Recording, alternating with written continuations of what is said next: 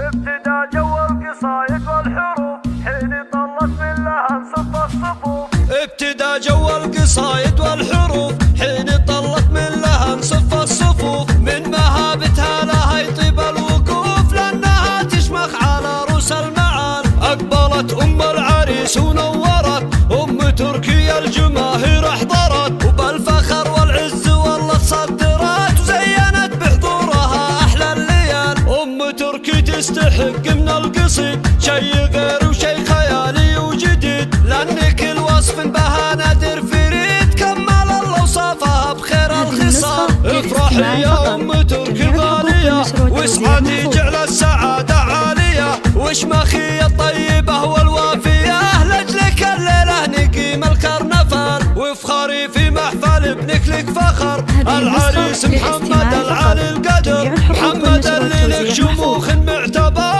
ارفع الراس بكفو شيخ الرجال محمد ابن العز نسل الطيبين ربعها الميمون يوم الظالمين. نرمي طيري لهم مجد السنين عرب الجدين من عم وخال. يا عسى الافراح دايم والسعد والهنا في داركم طول الابد والسعاده يا عساها بدون حد ويجعل الله الخير طول العمر فال.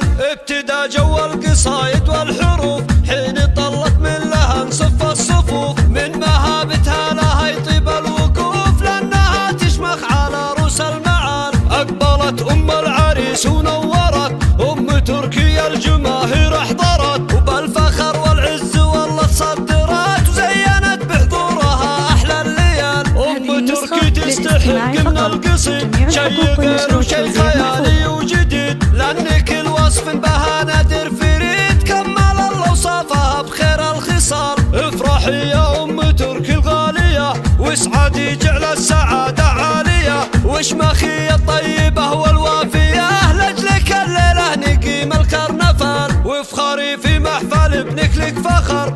العريس محمد العالي القدر محمد اللي لك شموخ معتبر.